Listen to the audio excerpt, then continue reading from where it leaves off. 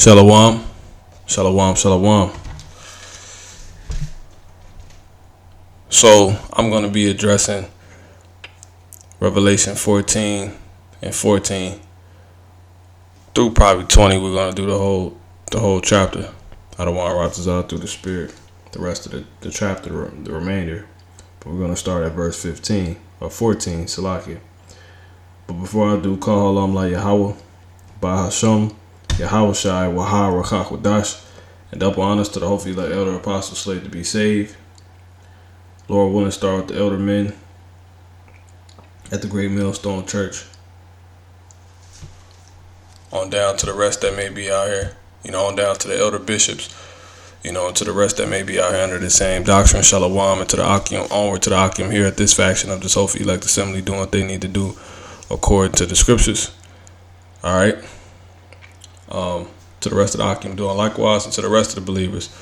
So let's just get into this. So when you assess this whole chapter, this chapter is going into pretty much a divide, right? You have it being laid out, like basically it's an overview of the time of basically when people take, that skin cash, and the elect are ultimately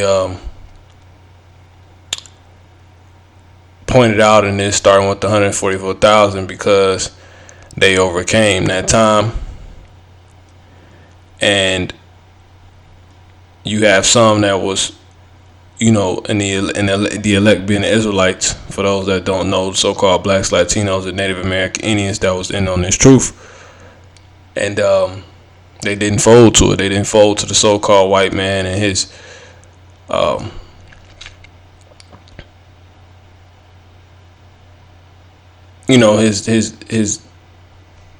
his technology he wants to put on everybody. That's basically what this is going into. And they overcome.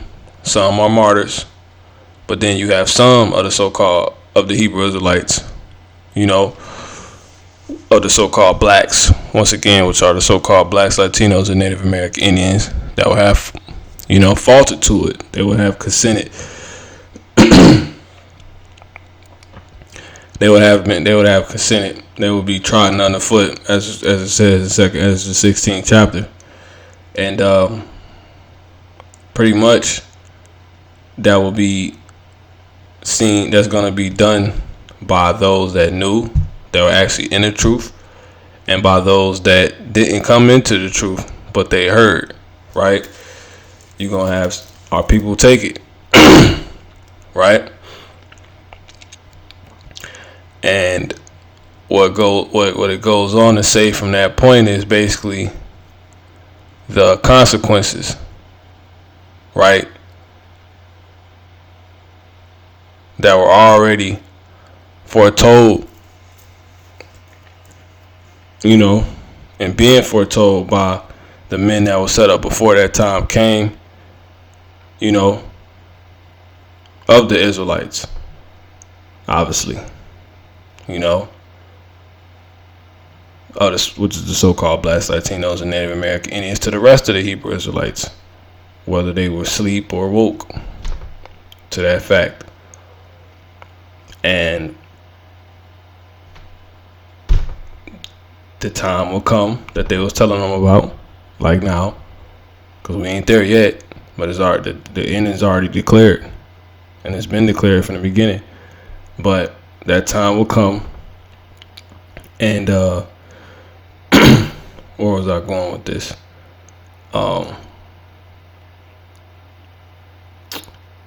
It slips my mind now, but basically they obviously wasn't at heard, right? I forget where I was gonna go with that. It's something I wanted to say. So basically that time will have manifested, and the repercussions we was telling people, they were being told, which is how they would drink. They would basically die in a nuclear missile, to say the least. So that's what this is going into. All right.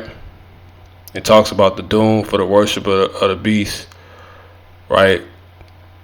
When you look here on the blue letter, the lamb and 144,000, then the vision of the angel, right?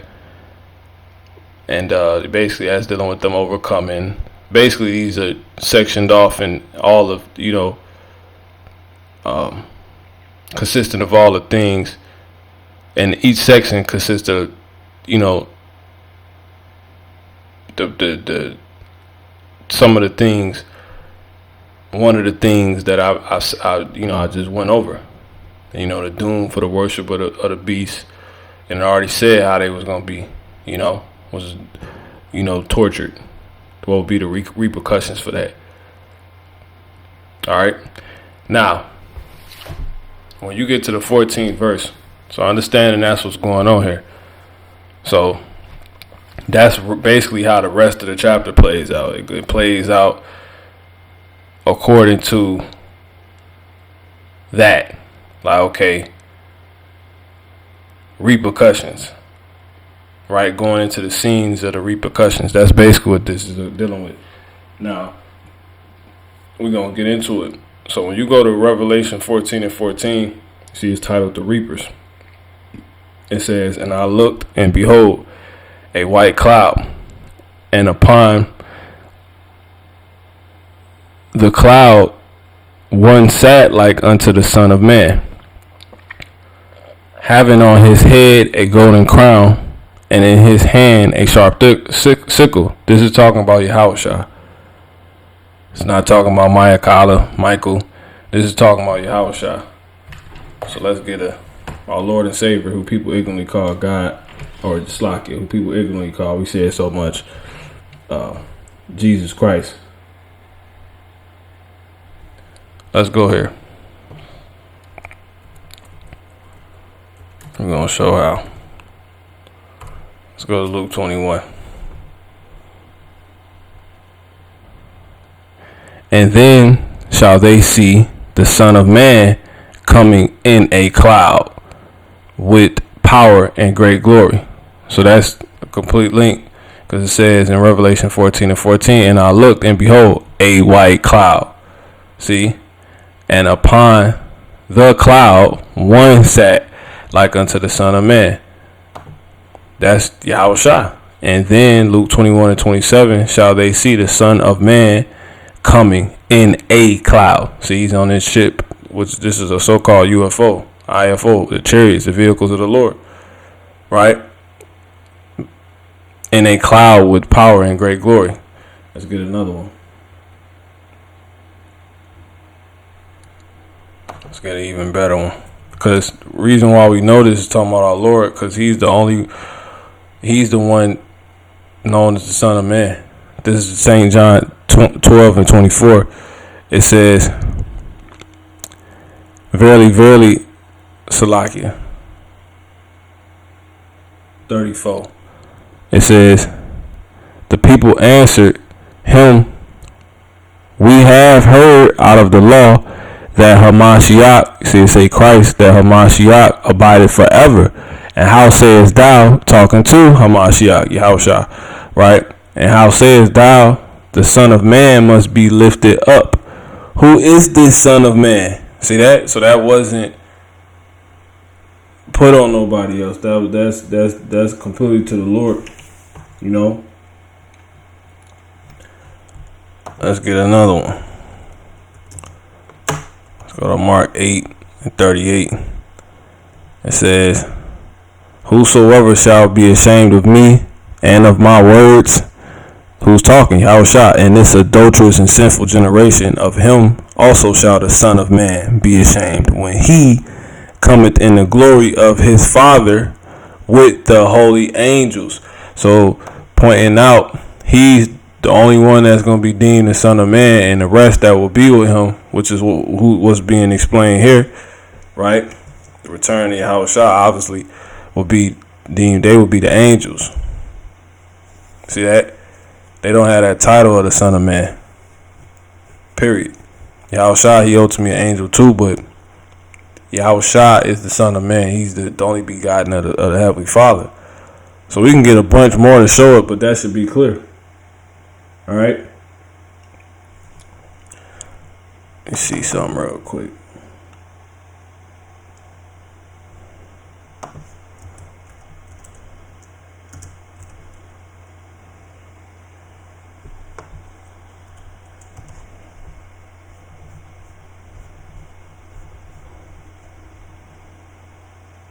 Yep, let's get another one. Matthew 26:64. Yahushua saith unto him, Thou hast said, nevertheless I say unto you, hereafter ye shall see the Son of Man sitting on the right hand of power and coming in the clouds of heaven. See that? So it's just clear it's talking about Yahushua, alright? So that's it. We're going to move on. This says, so this back in Revelation 14:14. And I looked, and behold, a white cloud, and upon the cloud one like unto the Son of Man. That's Yahushua, having on his head a golden crown, right? And in his hand a sharp thick sickle. So a further note that lets you know this is talking about Yahushua as the crown. All right? And let's get the scripture going into that. All right.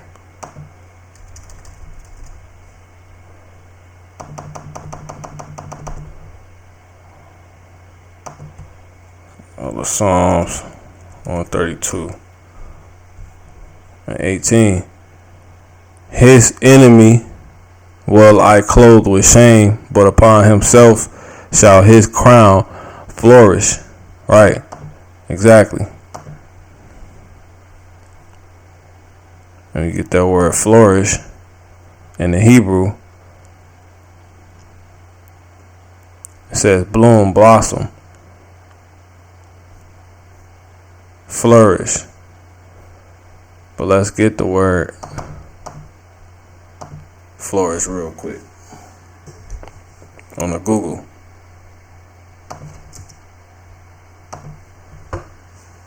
It says what?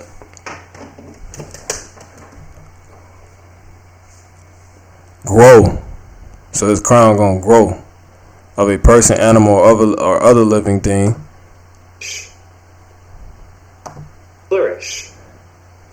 Grow, or other living organism, Salakia. Grow or develop in a healthy or vigorous way. See that? It's gonna grow. That's the synonyms. Grow, multiply, which is how we know that's talking about Yahushua, because you come back here to Psalms 132 and 18. His enemies will I clothe with shame, but upon himself shall his throne flourish. Now we know that he has on his head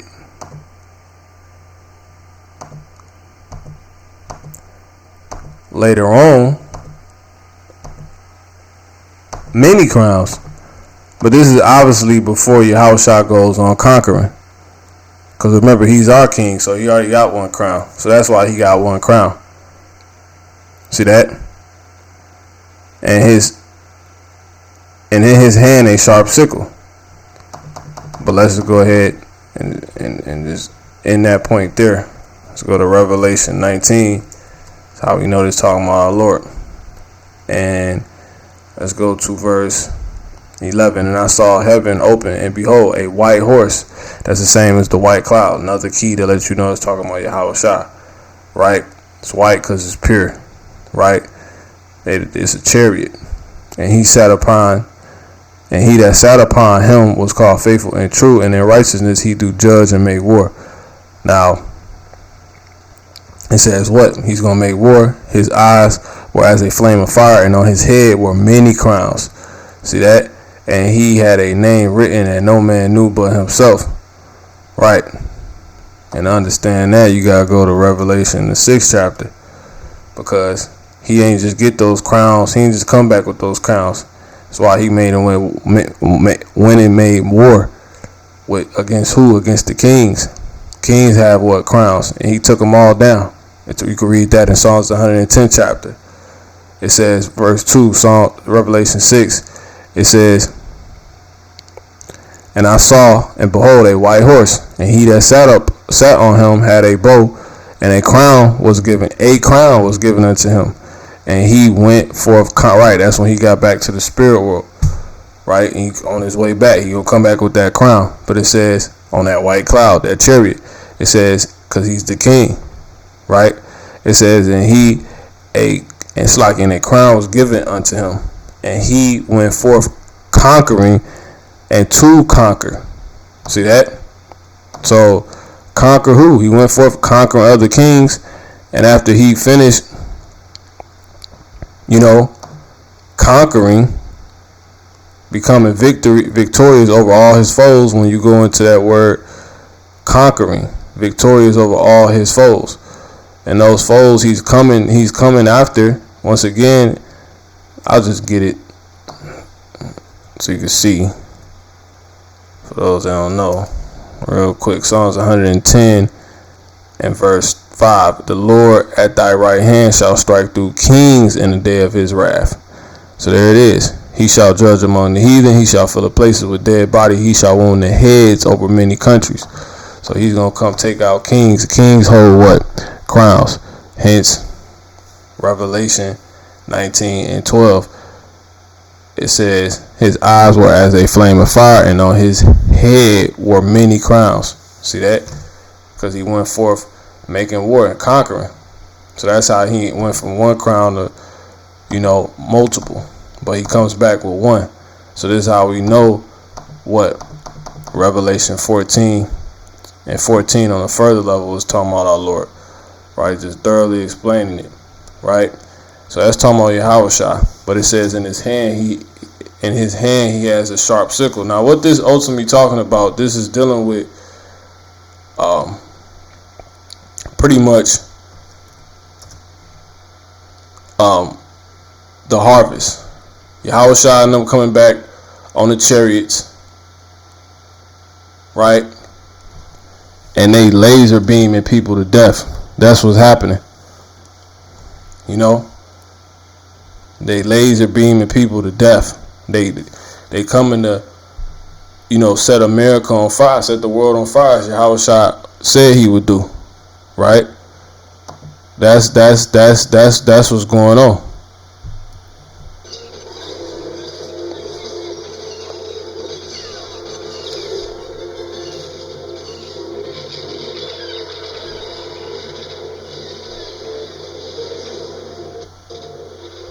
See, this is an example.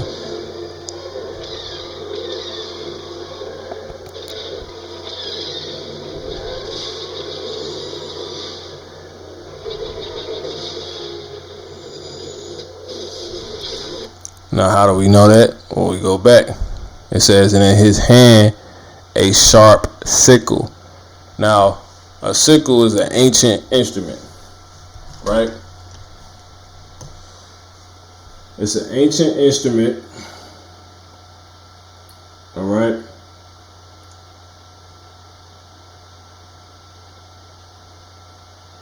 Make sure I overlook nothing. Bear with me. Make sure I thoroughly hit everything. Don't miss anything.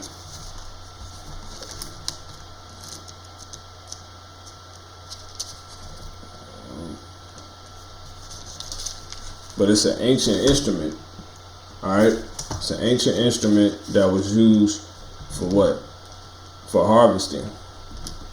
Right? And that make sure I got everything. Slack here. Okay, come. So yeah. So a sickle is a sharp ancient instrument, right? You look that word sickle up, it goes and basically explains it to you, right? It's basically, another word in the scriptures for the sword, in which the Lord said he would bring. It was prophesied to bring. It said, with the sword will the Lord plead with all flesh, and the slain. And let's just go there real quick, right? I got scriptures pulled up, but it's always by the Spirit. This is Isaiah 66 and 15. For behold, the Lord will come, Yahweh B'Shem Yahushua will come with fire. See? So understand that we can't lose. When he comes, he bringing fire. This is outside the fire the nuclear missiles are going to create, which is to manifest that lake of fire in which the worshipers of the beast, the receivers of the image, right, of our people, because it concerns our people first and foremost, and then all these other people gonna get it just cause. But it's a big penalty for an Israelite to do. That's the concern. That's really what's being brought out, right? Period. That's for who's being warned. These are people. The Lord don't give a damn. These people take it. You know what I'm saying? They spittle. You know. Now he don't want these people out of order, which is why they're gonna get put in order. But they can't be held to nothing really per se, right? It's a offense for those that was told not to take it. The Gentiles are lying to themselves, so you gotta understand that. So this is really concerning more so Israel, and it's starting with they said the house of God. Judgment gonna begin with the house of God, cause you knew, right? Period. And that's those that know they're Israelites and in the truth. Then the rest of the Israelites that ain't in the truth. You know? Period. But anyway, you got to keep in mind, the Lord, it said the Lord going to come with fire, right? That's outside that fire. That's going to be manifested through the missiles, which is to manifest that lake of fire, which is where Jakes will be at, you know, Eve, whatever you want to say. They will all be at if they get that, whoever, you know, you get that you know, that skin cash, you know, the so-called white man. And it's already written who Jake's going to do it. We don't know who yet, but, you know, we can see these 2/3 is clear, but you never, you know. But anyway, it says, and with his chariots like a whirlwind. So this fire is another fire. And with his chariots like a whirlwind to render his anger with fury and his rebuke with flames of fire. What is he rebuking? Everything Jake done did and sided with. And then this world, ultimately. And the damn devil. Right? Which is being rebuked through automatically if you rebuking this world, because it's his world. And the devil being the so-called white man. So he's going to come with fire. It says, for by fire and by his sword, right? And by his sword will the Lord plead with all flesh. And the slain of the Lord shall be many. All right? Now, let's just do something real quick. When you get the word sword, he gonna plead with all people by the sword, but he coming with fire. Look, it says a knife, right? When you go into that word sword, you get the word karab, which means knife or tools for cutting stone or other sharp implement. It could be an axe, it could be a dagger. It's a cutting instrument. Right, and it has a destructive effect. It's a tool. Now,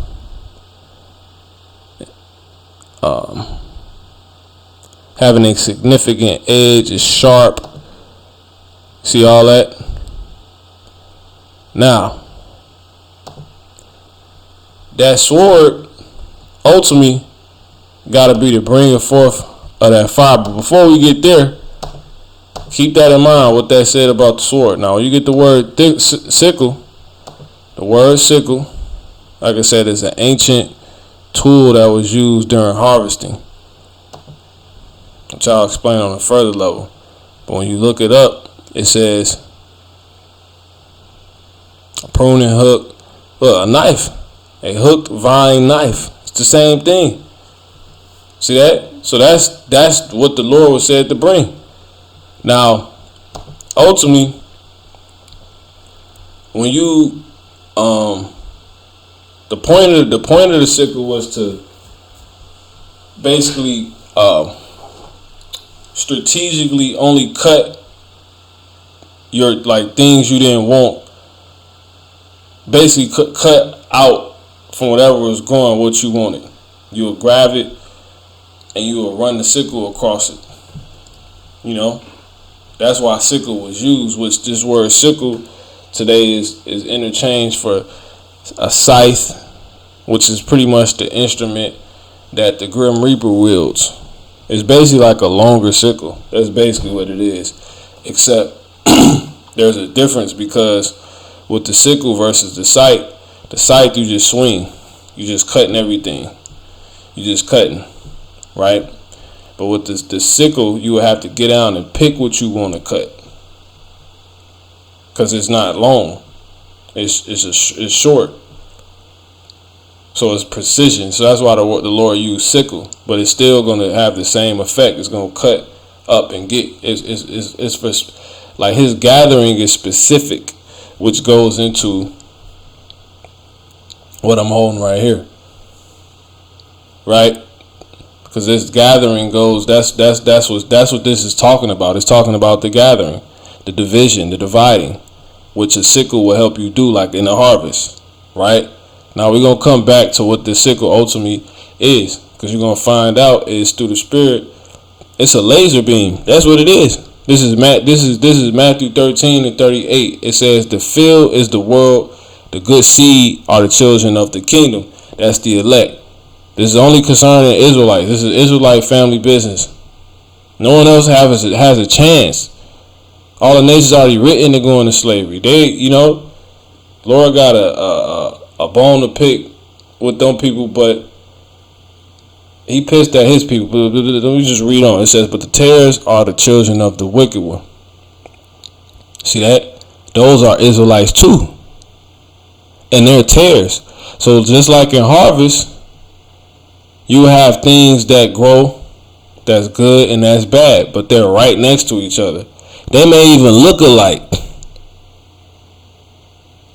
But that's why he will use a sickle. Because the sickle, you have to get down close to it and you identify what you want to keep, what's good, what's bad. And then you outright grab that and you cut that. Or you even grab, you just pluck it up. Right? But it's going to say it. So that's what's going on right here. It says, "But the tares are the children of the wicked one." These are Israelites that was in the truth first and foremost, that was still like the damn devil. They just didn't change. And then Israelites that wasn't in the truth, so-called blacks, Latinos, and Native American Indians, right? Some that was in the truth probably took bags. Some ultimately took the chip. They took the mark, the damn, the skin cash. This is how we know that's what's ultimately going to confirm who the tares are, who take that skin cash, and whoever don't's going to confirm, who's the children of the kingdom, who the elect are of our people, right? But anyway, it says the enemy that sold them is the devil, right? The harvest is the end of the world, and the reapers are the angels. As therefore the tares are gathered and burned in the fire, right? And how do you grab the tares first? With the sickle, which I have right here on the left, Revelation 14:14. "And I looked, and behold, a white cloud, and upon the cloud one sat like the Son of Man, Yahushua standing on top of the chariot, having on his head a golden crown, and in his hand a sharp sickle." Now that hand goes into his aid, right? His aid. What he used to grab things. That's the chariot, man.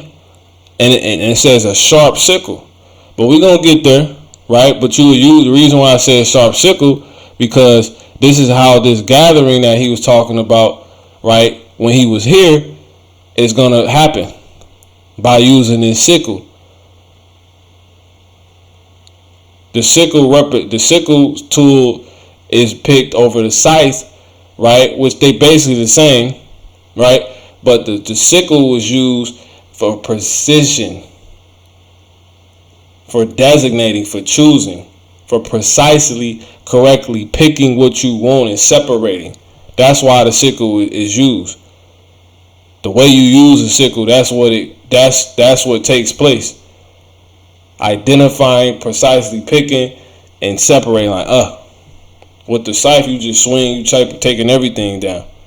But it says, "As therefore the tares are gathered and burned in the fire, so shall it be in the end of this world.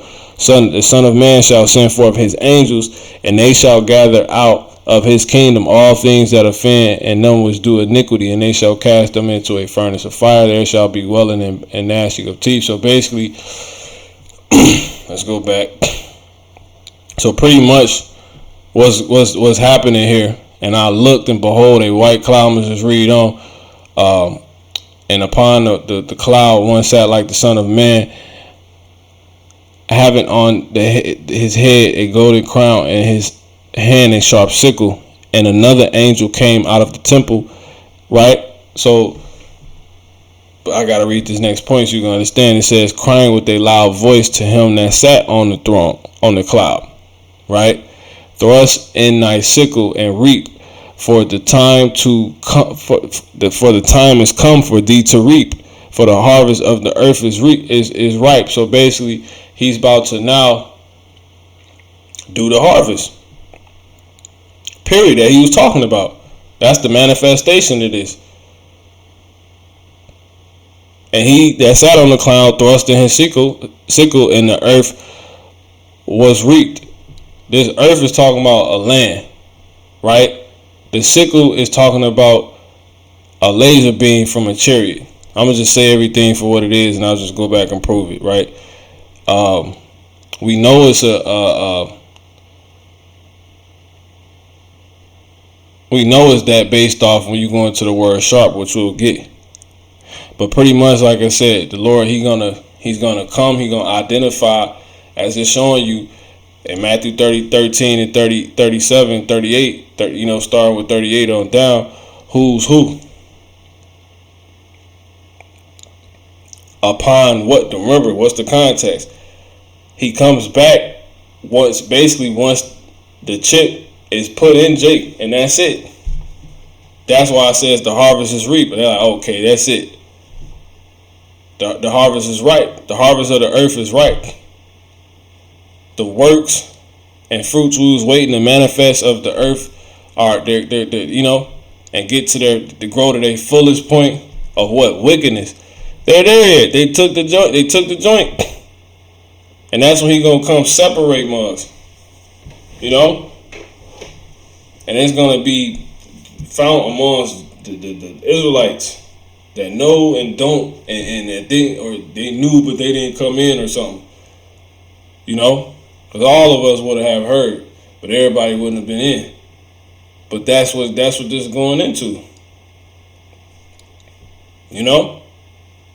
But like I said, if you just want to simply understand, what it's talking about, how this if you want to understand how this is going to play out, he's going to come back on a chariot, and the Lord is going to start laser beaming mugs, and that's how he's going to bring that sword, and he's going to plead with all flesh by the sword. Now that takes me back here to Isaiah 66. I'm just going through the spirit. You try to do it, but spirit just got it going. Like the Lord said, the spirit bloweth where it listed, man. But anyway, it says Isaiah 66 and 15. For behold, the Lord will come with fire. See that? And he gonna come with fire. He gonna bring fire. Where is he gonna have his fire? And with chariots like a whirlwind, to render his anger with fury and his rebuke with flames of fire. So we getting into proving basically what this sickle is now, right? You know what? Let's do this too.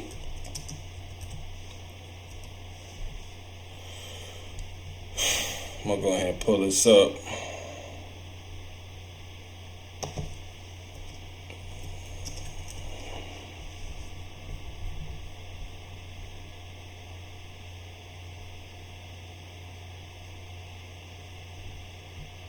Hold that, Luke 12:49. Now, when you go into assist, right?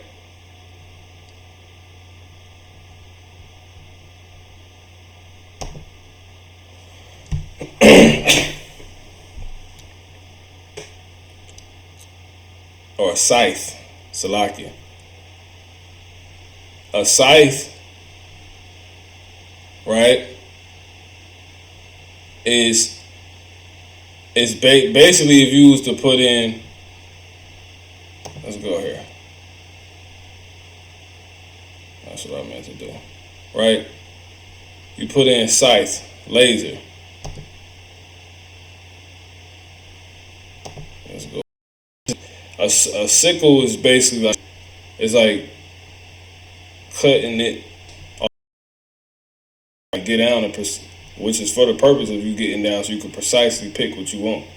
Because if it's long, you could just sit, and swing it like you do with the sickle.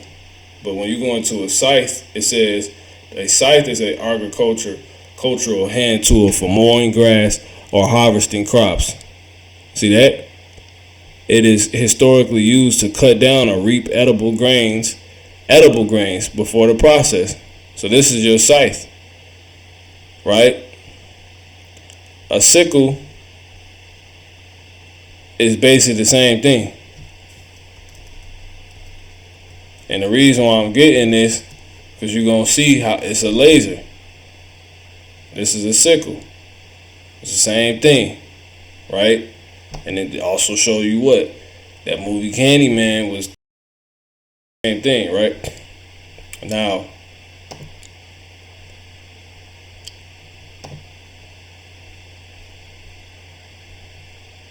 yep. See that? This is a sickle, that's a scythe. Now, if you can see that. Now, when you go forward, let me go back.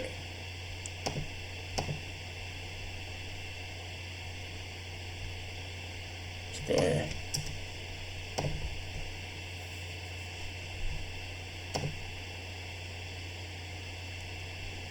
Because it's used for chopping things down, right? The reason why you can understand this to be the case, first of all, as I said, Luke 12:49, I am come to send fire on the earth, and what will I if it be already kindled? The Lord is not coming back swinging no old, ancient,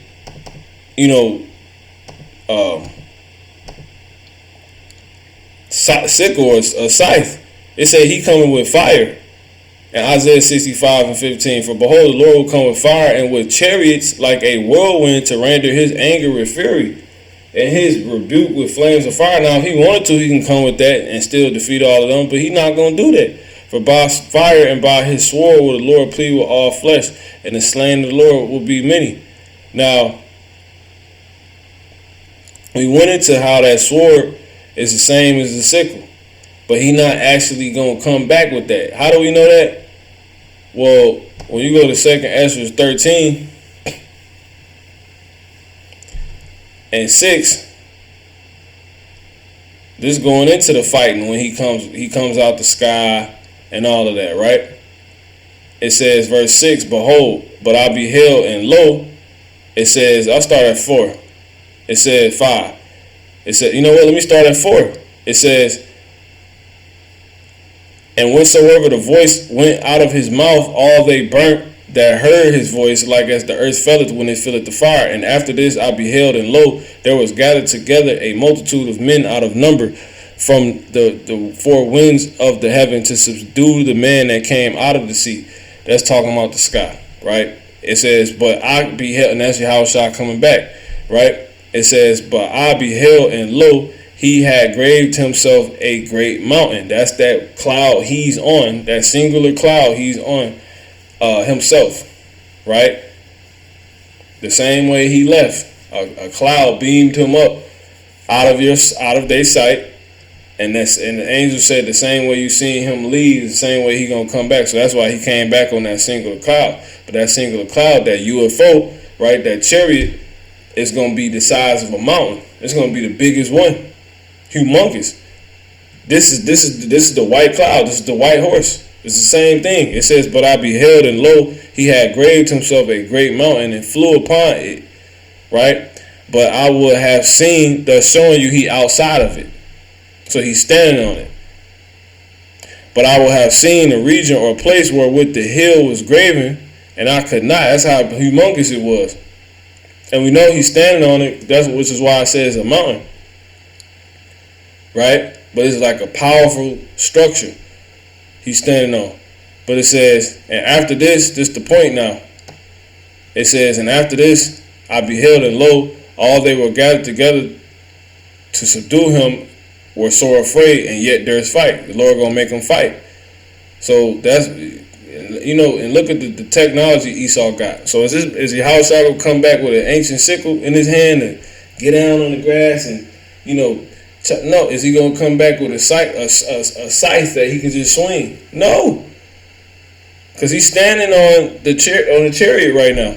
So when we read on, it says, and lo, as he saw the violence of the multitude that came, he never moved. He just stood on top of the chariot. It says, and as he saw the violence, and lo, as he saw the violence of the multitude that came, he neither lift up his hand. So how do you use a sickle without moving your hand?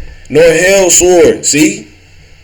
Nor any instrument of war, but only I saw that he sent out of his mouth as it had been a blast. So that's the point. That Yahweh Shai, we're gonna stop right there. Right? He's not coming back with that. So it's not an actual sickle that he's gonna cast into the earth. You know? With Maya Ka'ala. Right? He's not gonna do that. He's gonna be on the chariot, and the chariot is gonna send forth that it's gonna move like a scythe. How do we know that? Well, a scythe makes me think of what? A lightsaber from like Star Wars. You know? Let's do this. You just put in scythe.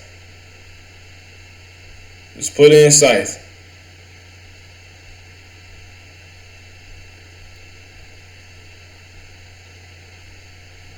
A scythe.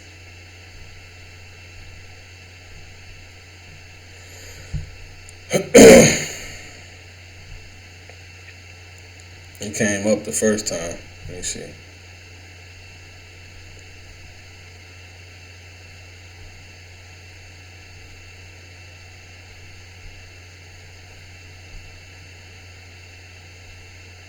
Right here. See that? That's Star Wars.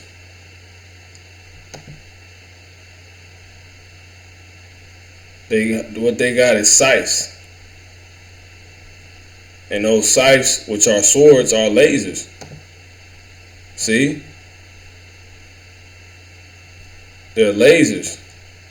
For those that, know a little bit about Star Wars. So you just put scythe laser, that's 100% what it give you.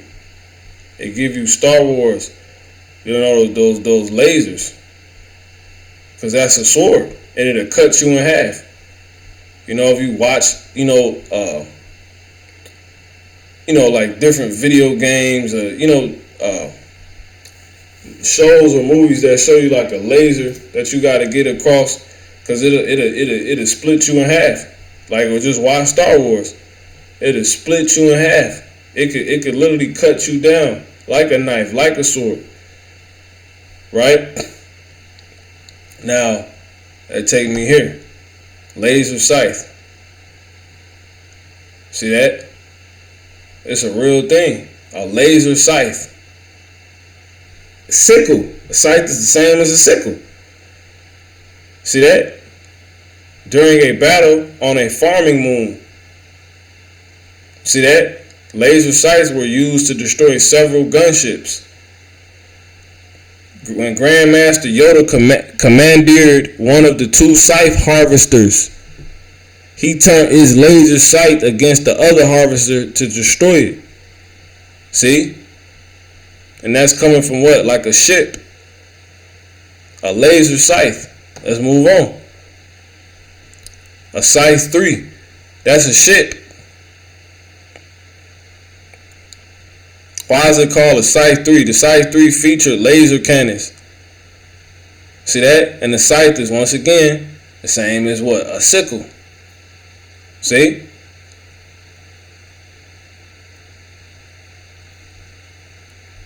That's that sword he coming with, man. That's that sickle. Now let's prove this.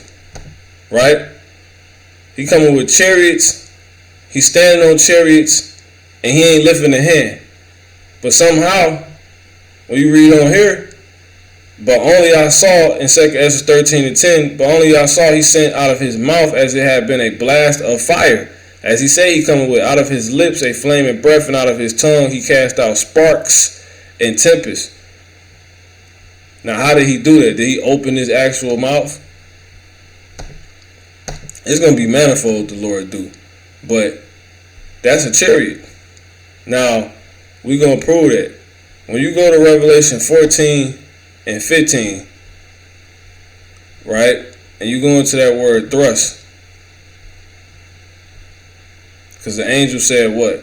Revelation 14 and 15, another angel came out of the temple crying with a loud voice to him that sat on the cloud, thrust in thy sickle and reap, for the time is come for thee to reap, for the harvest of the earth is ripe. So yeah, they're priests. He's coming out of the temple.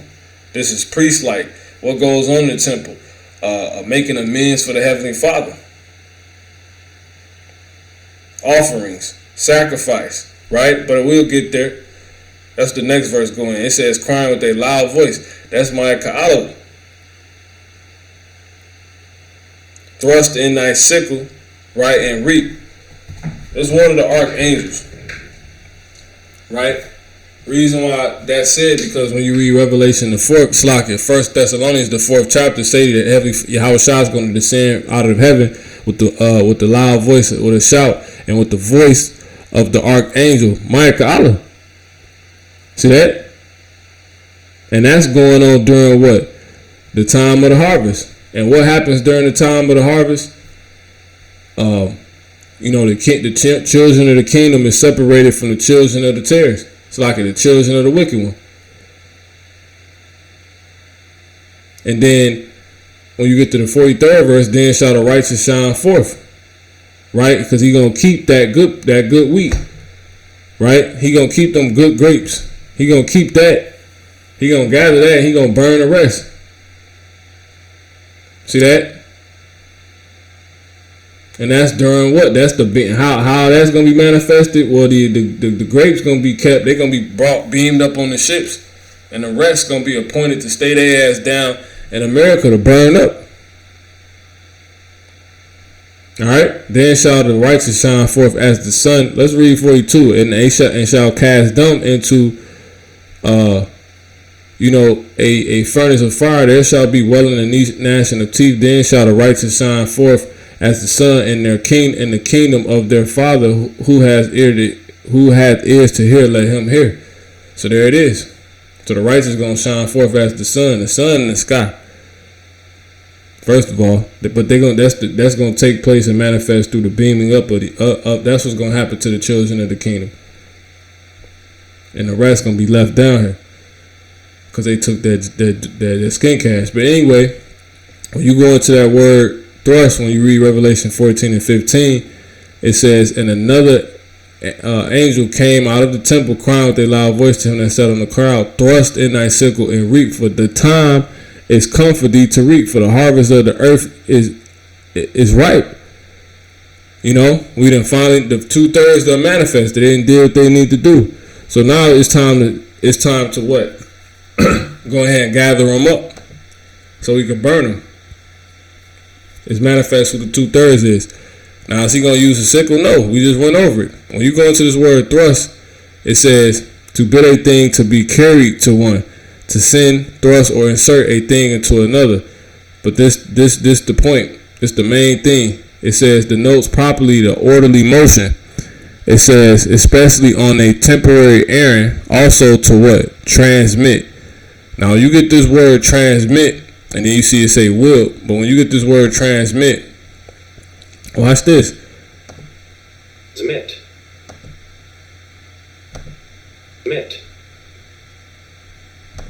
Transmit. Transmit. So it says cause something to pass on from one place or person to another. It says radiate. Right? Radiate. But we're going to keep going. Let's jump down. It says broadcast or send out. There's a second definition. In parentheses, an electrical signal. And you get the synonyms. It says what? Emit, wire, but it says beam. Beam. See? Beam. And when you get the word beam, obviously when we talking about, you jump down, it says what? A ray or shaft of light. A ray, shaft, these are synonyms. A ray, shaft, stream, streak, finger. That finger goes back into the chariots. The fingers of God's were laser beams. And we could prove this because that's what Yahushua is going to be using.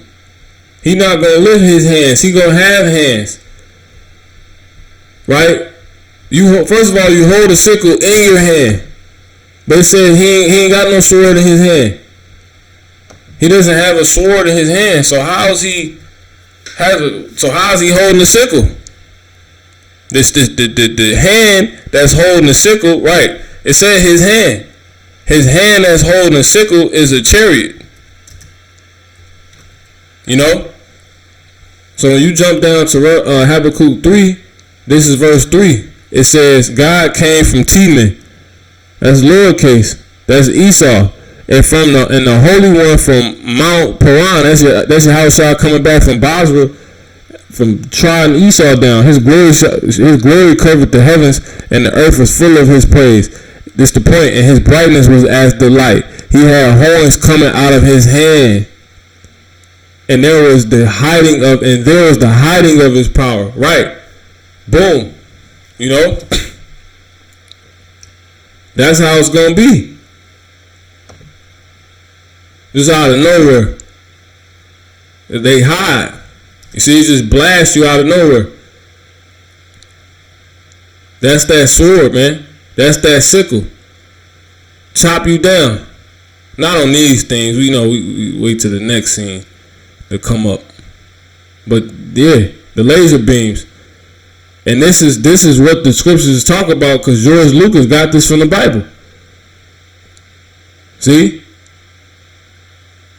So those rays of light, those beams, that's what they're talking about when it says thrust. Meaning send that sword out, send that fire out, man. They're gonna be zapping niggas. They're gonna be laser beaming people. And it's going to come out of nowhere, which is why it says it's hidden.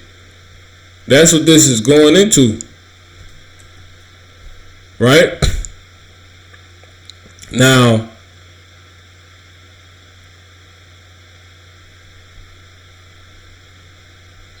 because even when you start at verse 11, it tell you this. They're going to be, man, they're going to be walking through zapping people. You know?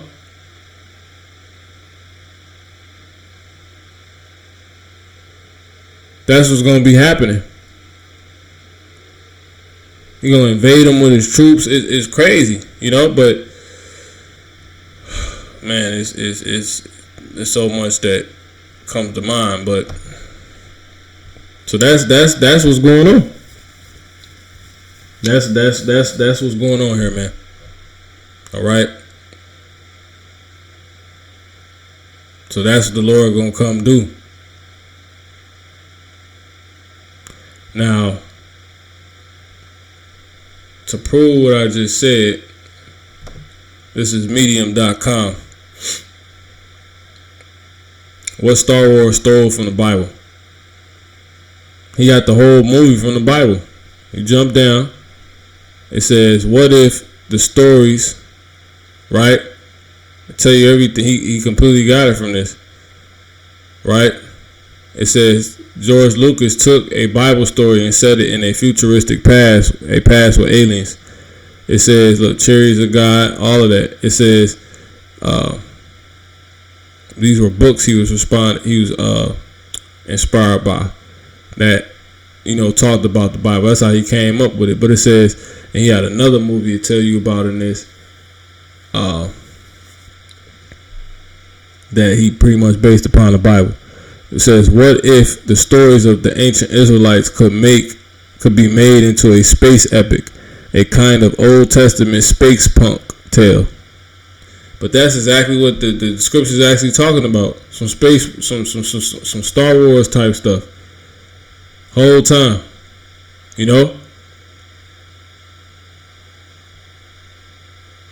But Esau don't even realize these things. You got the fathership. That's what's going to be happening. But down here on earth, So it says, From this he added all the other previously mentioned influences and made something that at the time felt both strikingly familiar and profoundly original. Before he settled on a quote-unquote long time ago in a galaxy far away, the original opening to Star Wars was explicitly biblical. Quote-unquote, it said, "And in the time of the greatest despair there shall come a Savior, and he shall be known as the Son of the Sons." Journal of the Wills 327. Some fake book. The Journal of the Wills was the quote-unquote. The Journal of the Wills, quote-unquote, was a. The quote-unquote Journal of the Wills was a kind of intergalactic holy book. He got it from the scriptures. You know, the idea was that the Star Wars saga was just one story among many stories that took place in this universe and had been written down in the Journal of the Willis, quote unquote. The Son of the Sons is a play on various names for Yahweh Shah HaMashiach. It put Jesus Christ. Well, Revelation 19:16, and on his robe he had, and on his robe and on his thigh he had a name written, King of Kings and Lord of Lords. The whole book, the whole thing. So. This is the sickle. This is the sickle that's going to be thrust. Meaning, emitted or beamed. It's going to streak across a ray. That finger of God. That finger. What's connected to hands? Fingers. See that? He holding a sickle in his hand, but when you read 2 Ezra 13 and what is it, verse 9, and lo, it says, as he saw the violence of the multitude that came, he neither lift up his hand nor held sword, nor any instrument of war. They're going to be blasting people with the chariots. That's where the sword going to come from. And then the Lord, you can hit a nigga with a Dragon Ball Z, goddamn Kamehameha. The Lord, man, we know this is what this talking about, though. This is what he going to do. Period. Go back to Habakkuk 3:3.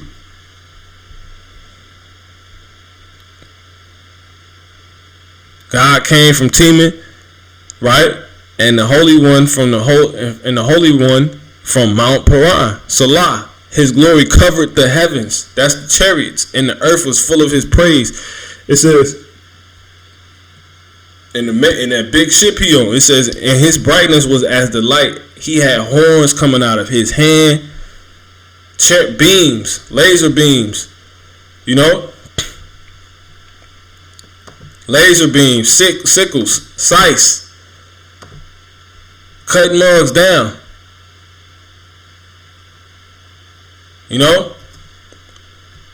Man. But it says, and there was the hiding of his power. They ain't gonna see it coming. We are, because we know it's gonna happen. So this is another thing I had. A scythe, it said invaders from afar. I'm gonna go ahead and about close out. I'm gonna run through the rest of this. That's really what's going on, and this is how the harvest is gonna be done. When you go into sight, it's I think this is a show. So Esau, they tapped into the truth, but they don't, on some weird stuff. But it's scythe, invaders from afar. See that?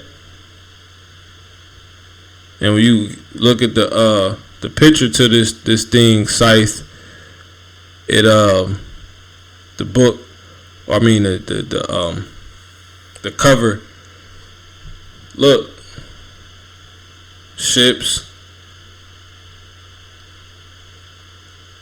People harvest. They know, bro. They know. It's by somebody named Jacob Rosowski, a fake Jew. Jamie Stegmeyer, probably another fake Jew. They all know. They all know. This is a play on the Israelites. These are lords and the angels. And look, that's a sickle. See? But they're not coming with actual sickles. Lord said, I'm not going to meet thee as a man. You know? He's going to come back as who he is. He a man, but he a God. You know? Whatever people get done. Alright? But anyway. So when you go to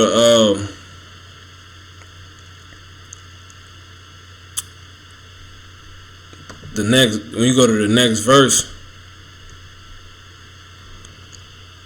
it says, let's get it. So that's basically what's gonna happen. So I'm gonna just explain this as I go.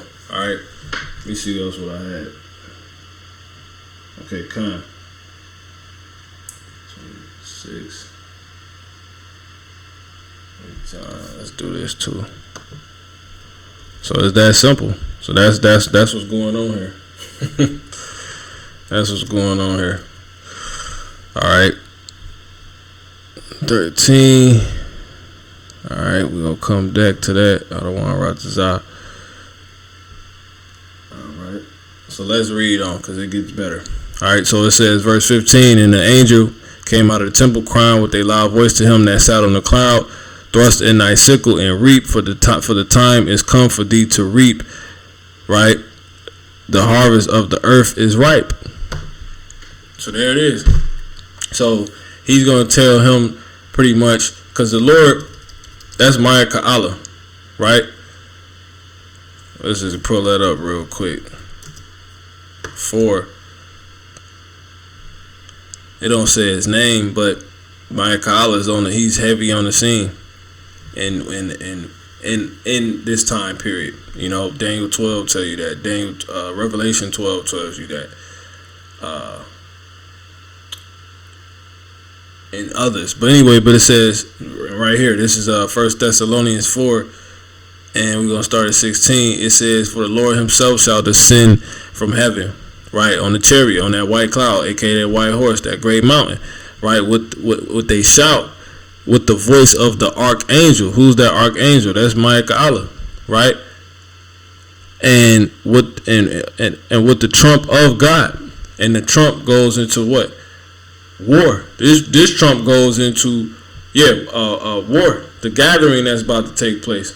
You know, and pretty much the trumpet being blown for the Heavenly Father remember us in our battle, because we got enemies coming up against us, so he could deliver them into our hands. You know, that's exactly what's going on.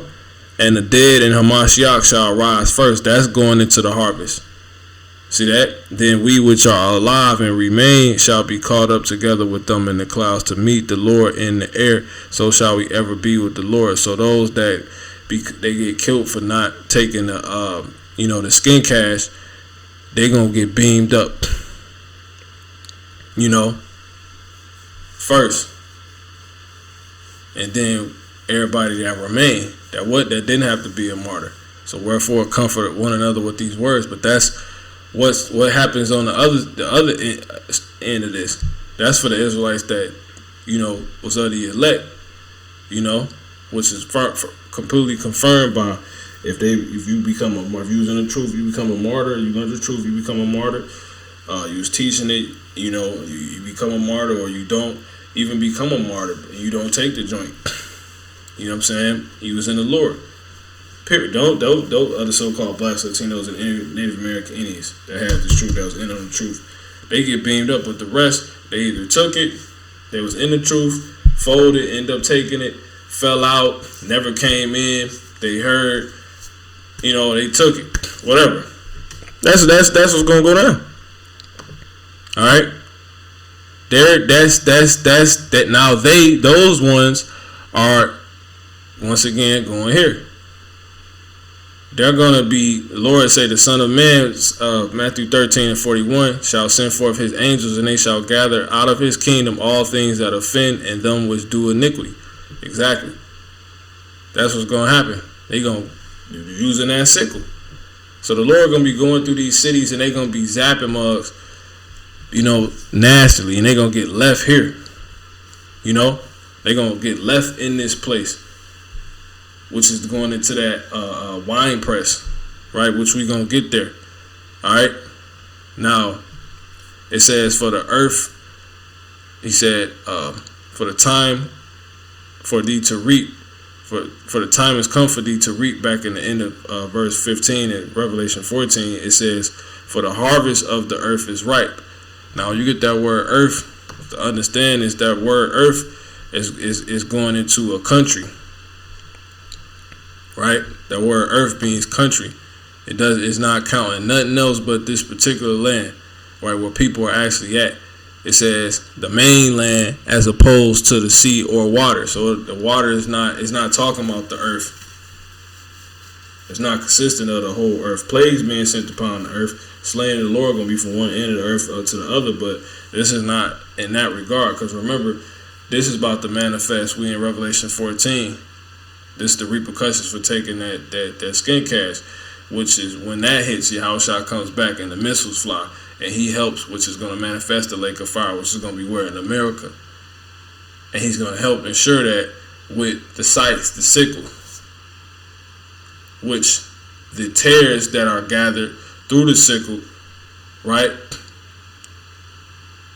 the harvesting, will be dropped, will be left in.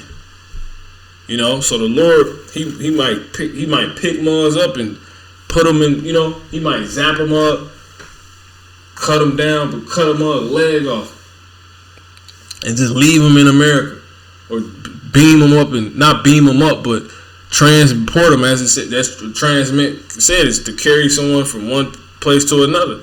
You don't know how they exactly gonna do it, but that's what that's going into.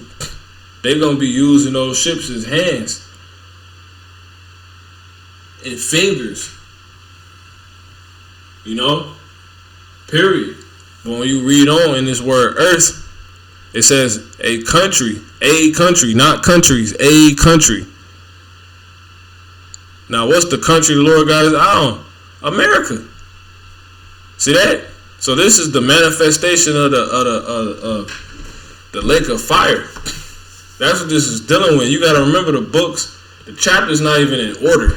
It's stuff John was seeing, like it ain't over with yet. Because when you read on to the next chapter, in verse 15, it goes into the beaming up.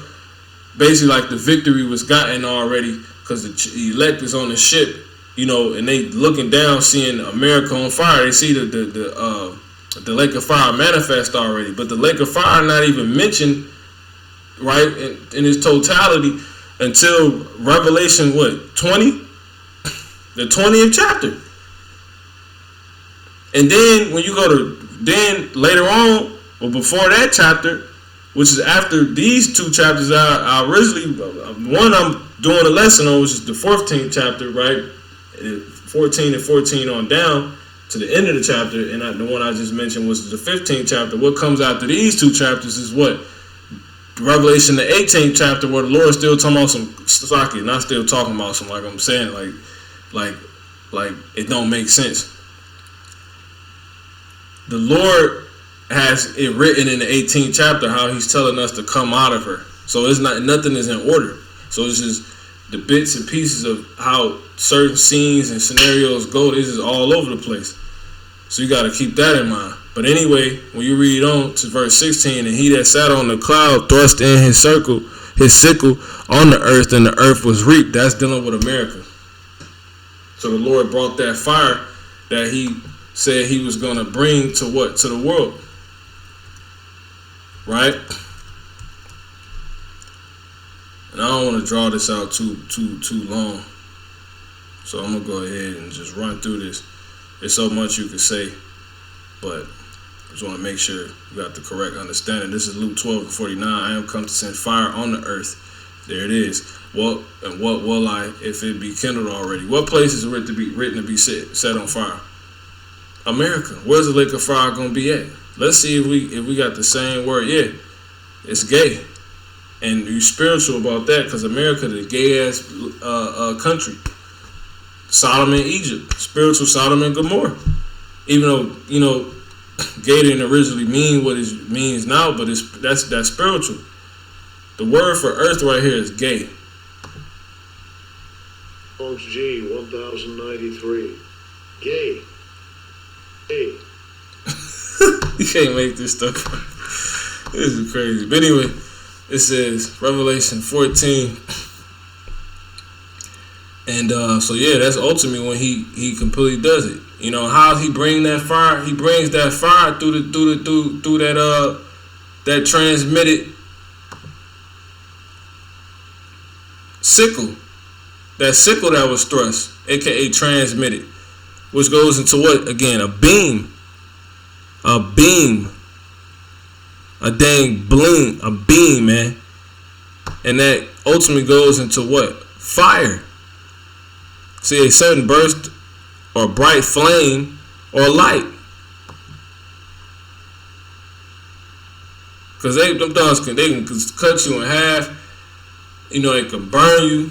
All of that burn, see? So this the flare goes into the second definition, or the first or the other definition on that. It says burn with a sudden intensity. See that? Be in flames. Go up in flames. Of an emotion suddenly become manifest in a person or their expression. And what did the Lord say? Well, he said, Luke 12:49. Let's read it in the NLT. It says, I am come to set the world on fire, and I wish it were already burning. See that? But,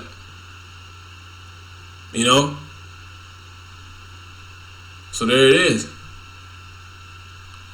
But, see, when you use this translation, it take away the understanding, because it's a question that's asked. What will I if it be already kindled?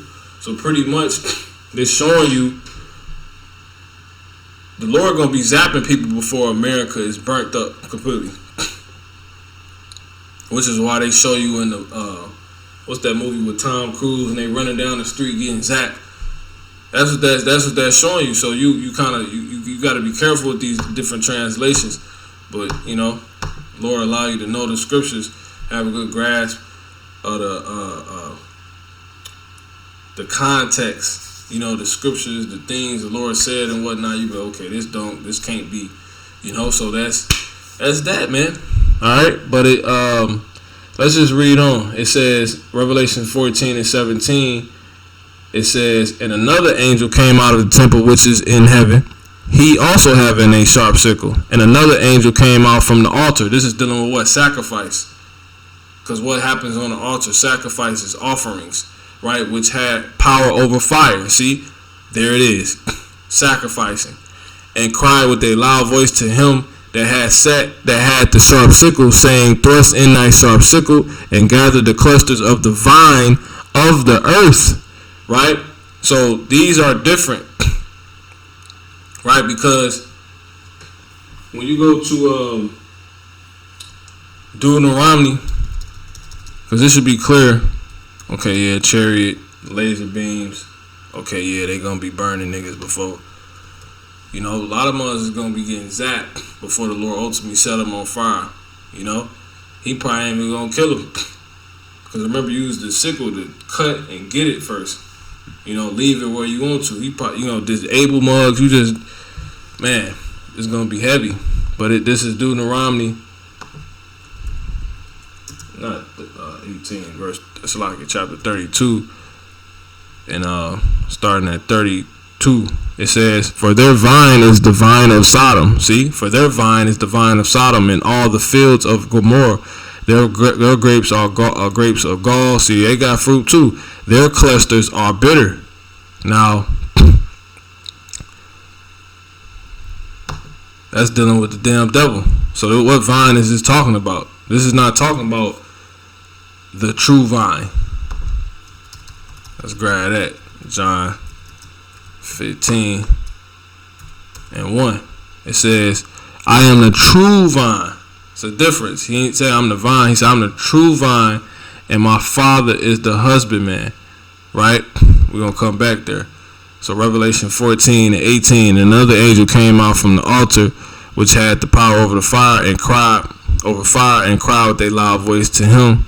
It's like a crowd with a loud cry to him that had the sharp sickle, saying, thrust in thy sharp sickle. Oh, and another thing that show you that this is dealing with a laser beam zap, right, which is the sword, and whatnot. When you get the word sharp, right, the word sharp is swift, it's quick, rapid.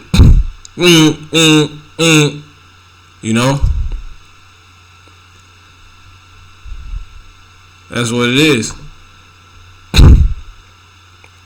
See? Man. Anyway, so that's another thing that let you know. Alright.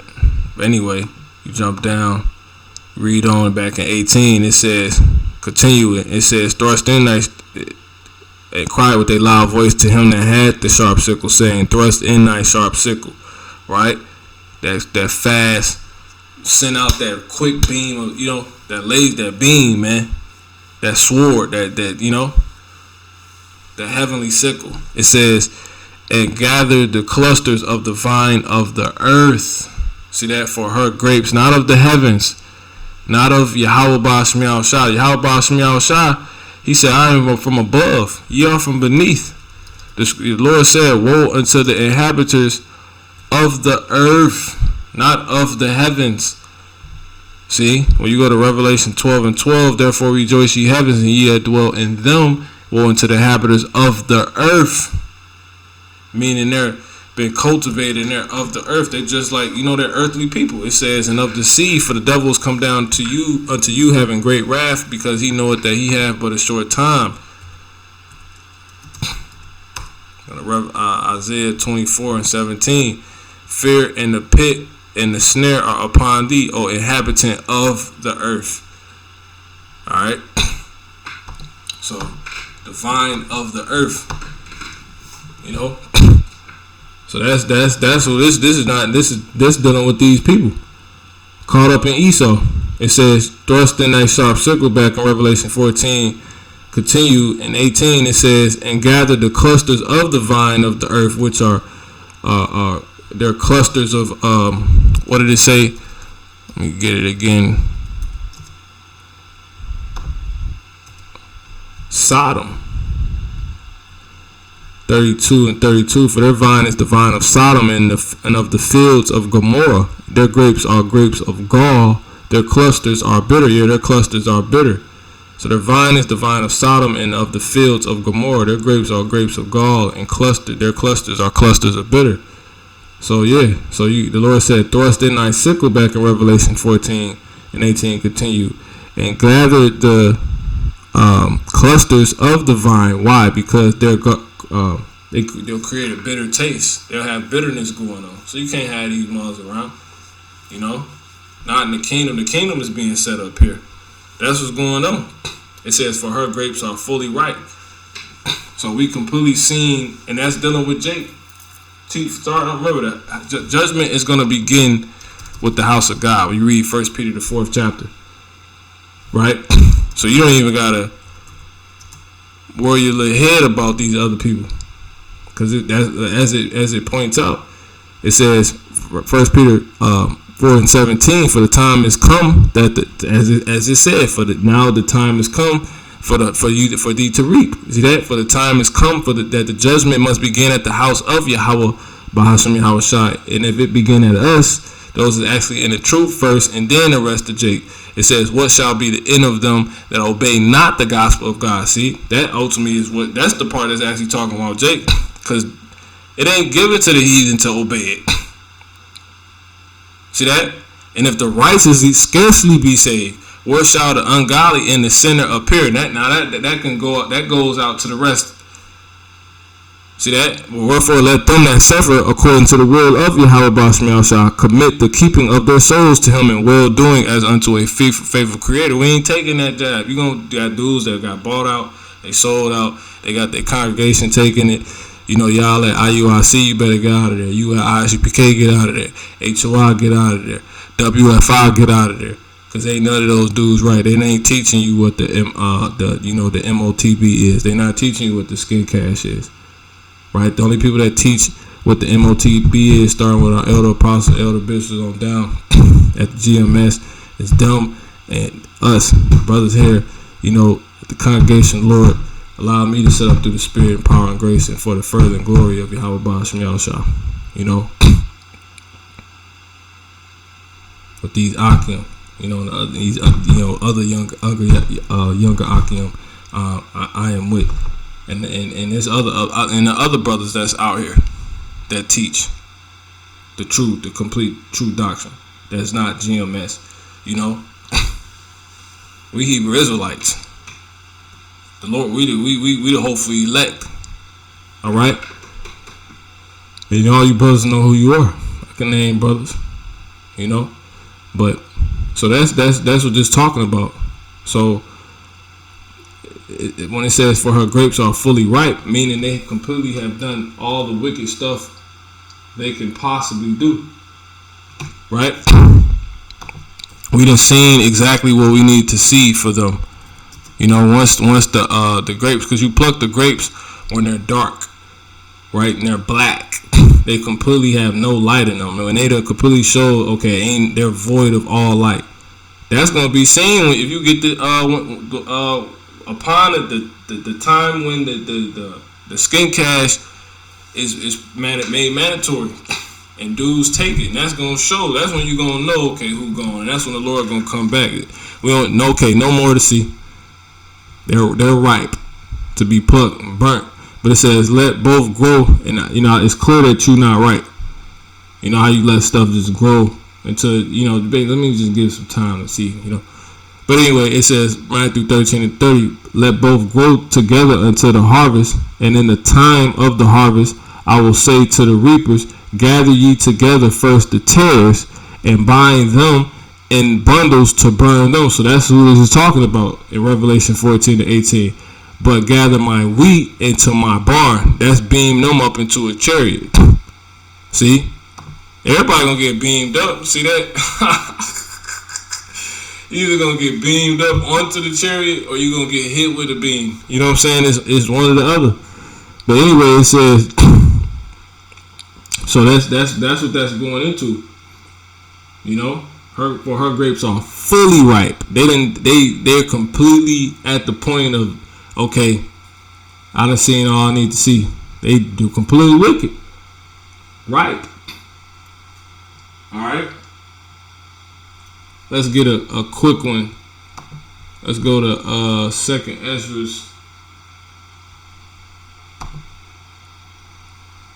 in the 15th chapter.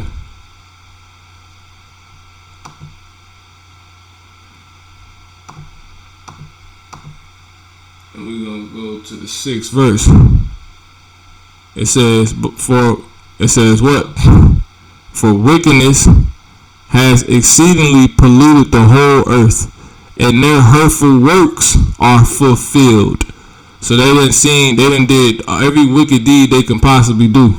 That was in the Bible that the Lord will tolerate. That's it. So Revelation 14:18, and another angel came out from the altar which had power over fire, and cried out with a loud voice, and cried with a loud cry to him that had the sharp sickle, right? That quick laser beam. Right, they talking to each other like Esau be on the, from one ship to another, saying they gonna be speaking in Hebrew. Ain't gonna be doing that, the cockpit and all this other madness. No, Yahushua gonna be, on top of a chariot, bloody. Cause when he come out the sky, they gonna try to fight him, and he gonna take Basra out, man. the order in which he do that. But but it says thrust in thy sharp sickle. But he's coming to deal with Jake first and foremost. But before he can get to Jake, he gotta go through these goddamn demons. It says this is how the Lord had to do in ancient Egypt. He had to go Pharaoh up first just to get to us. And the say the Lord gonna come into Egypt on a swift cloud. So before he come down here, he gonna be in the air fighting with them. Ain't that something? Burning them up. Him, Michael, and all the angels. They gonna come on those, and everybody gonna be zapping mugs. They gonna be melting. Lord gonna ride into Egypt on the swift cloud. You see it in Isaiah 19:1. They're gonna be welling as soon as they see him. He gonna come with the clouds of heaven, and every eye gonna be welling. They're gonna be screaming because of Yahushua when they see this sight. It's gonna be crazy. It's gonna be amazing and beautiful for us. It says, so yeah, that's basically that. I got that point out the way. All right. Now let's get these last two. And the angel thrust in his sickle into the earth and gathered the vine, Revelation 14:19, and gathered the vine of the earth and cast it into the great wine press of the wrath of God.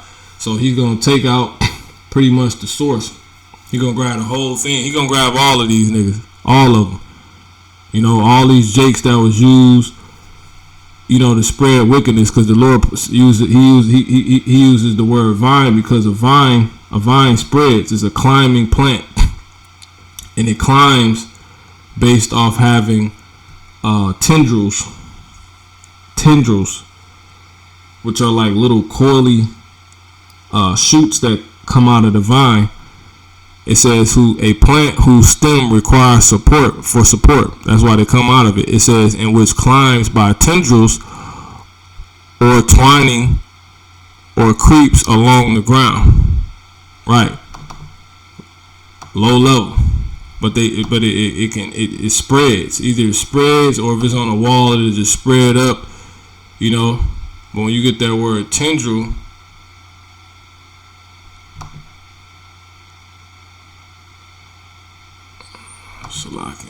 you get that word tendril. Let's get that word tendril. Basically, these are like the catalysts for the vine, and the tendrils help the vine spread, and that's these jakes. Touches out and twines around any suitable support. So basically, these things are sent forth like agents, and they latch on to other like parts of it or things around it to where it could grow. And so it could, help spread the wickedness. That's what it goes. The wine press a place. The wine press basically take out the grapes. You get them in the condition you want, and hey, that's that. It says in the wine press. You know what? Let me. If I'm going to speak on it, I'm going to speak on it. Of her wine, right? Because this basically is a bunch. Everybody here gonna die except the elect. They're gonna be all mingled in this wine spreads.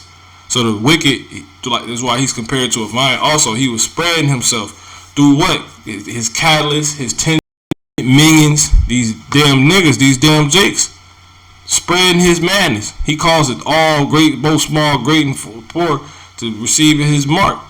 And all of this. Yet he passed away, and lo, he was not. Verse 36, I sought him, but he could not be found. Yeah, because the Lord going to completely get rid of him. He's going to root him up. And that's the reason why he's taking him out. Matthew 10:3-10, it says, and now also the axe is laid unto the root of the trees.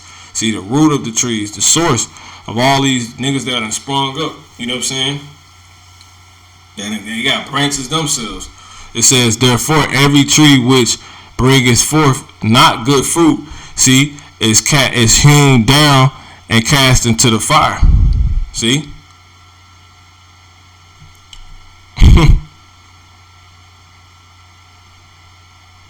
So that's it.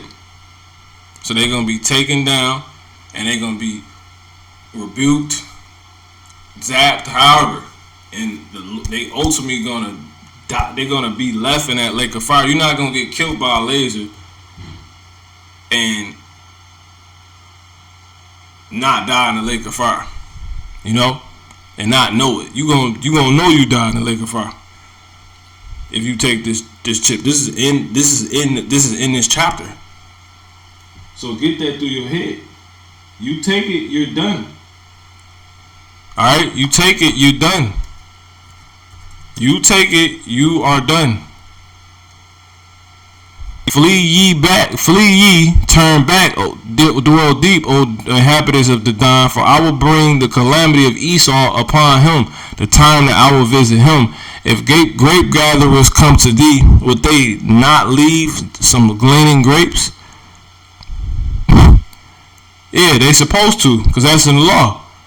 If thieves by night, they will destroy till they have eaten. They will destroy till they have enough. But I have made Esau bare. He gonna take every bit of this man down. Every bit of this man, including Jake. It says, I have uncovered his secret places, and he shall not be able to hide himself. That's why the Lord said, ye are of your father the devil, the one that sold you the tares. You're tares because the devil sold you, man. You're the children of the wicked one. You got his seed in you, man. You're wild. You got two types of grapes. You got the Canadian moon seed, right? And then you got the wild grape. The wild grape you can actually eat, right? But within, and it's different ways you can know, okay, if it's a wild grape versus the moon seed grape. But the wild grape, that got multiple seeds in it, like not of the same seed, right? It got a pear-shaped seed in it. It should be like, I think what they say, like 3 to 4, and then the moon seed grape, it has one seed in it shaped like a crescent moon, which is where it gets its name from. And its leaves, right, are shaped like a moon. They're rounded. They're not like the wild grape, which has similar looking leaves, but theirs is rigid. They have like teeth on the edges of them. They look very similar. Very similar. And that's how you know this is all about Israelites. The Lord's focus is the Israelites, but he's also going, he's focused, he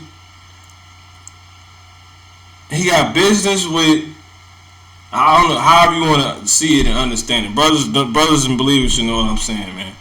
You know how this makes sense. His concern is the Israelites, but he got to deal with Esau. He know Esau is the problem. He's the root. He's the source of all issues. Him. You know? But Jake got to be checked.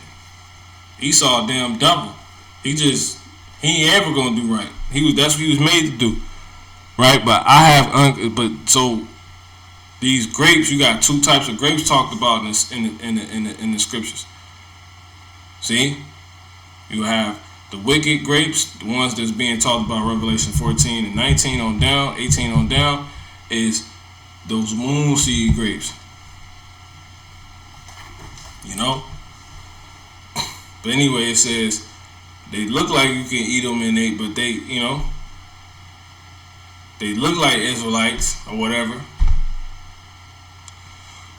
But you know, but that ain't the case. And then what's crazy, they'll grow next to each other sometimes.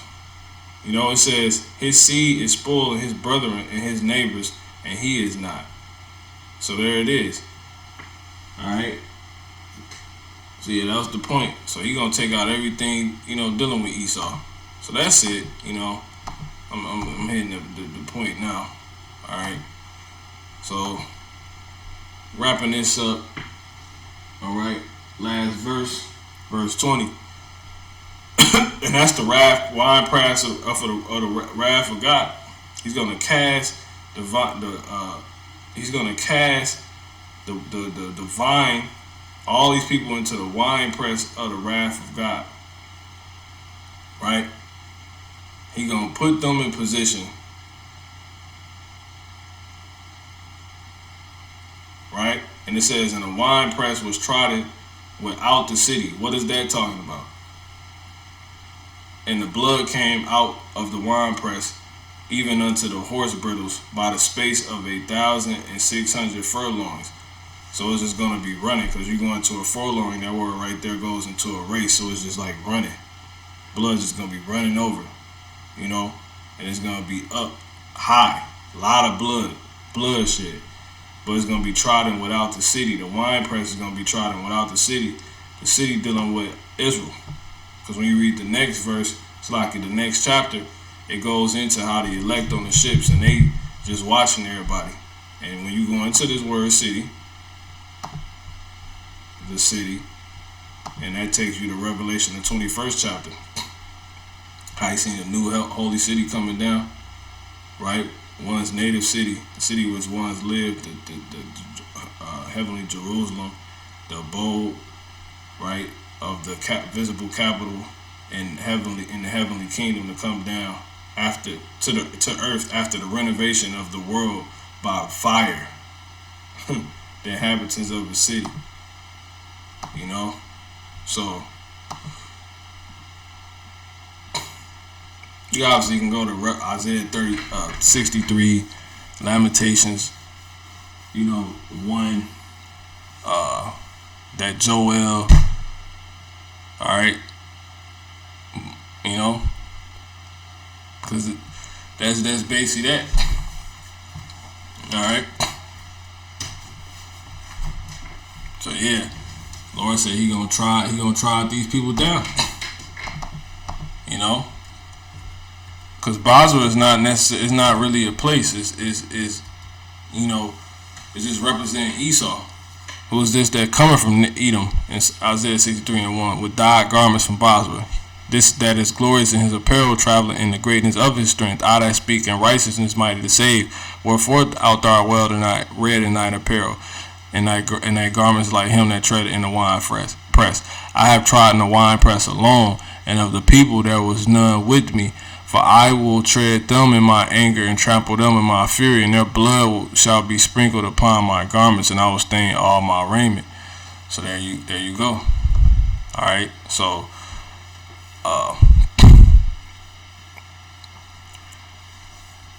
you know, they're gonna be taken out. However, or the Lord do it, whatever order, you know, per se. Because when He come out the sky, He gotta fight. But then when you read on in the 13th chapter, it says He's going to come down to another peaceable multitude. So it's all the heathens taken out then. You know, Basra is not an actual place anymore. It's going into America. So He's going to come and just catch bodies here. And then they're going to burn this place up. They're going to make sure the missiles hit. You know. So that's basically it, man. The winepress was trodden without the city. All right, read the next chapter. And I know I said it's out of order, but a scene of heaven. So there you go. Mingle with fire. They got the victory.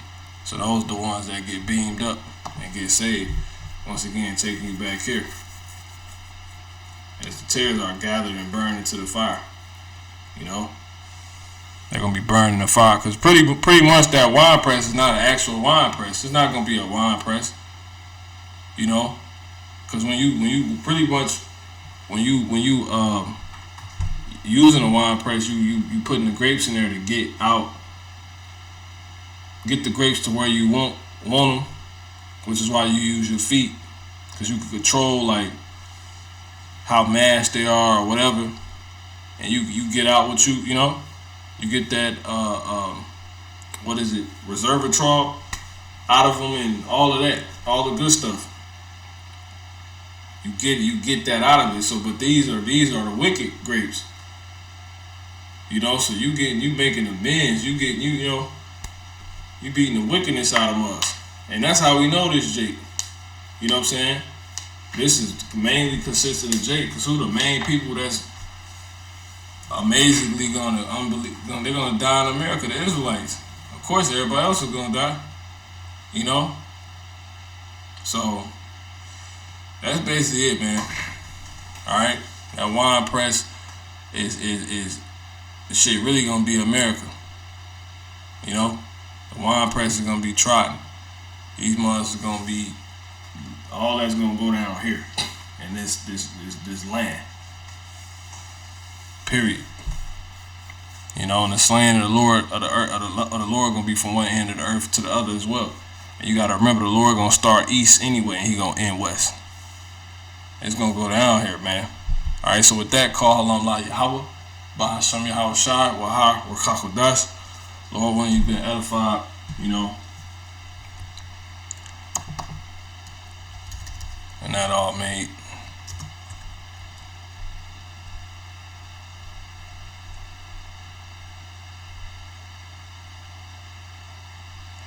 the Lord happy, you know.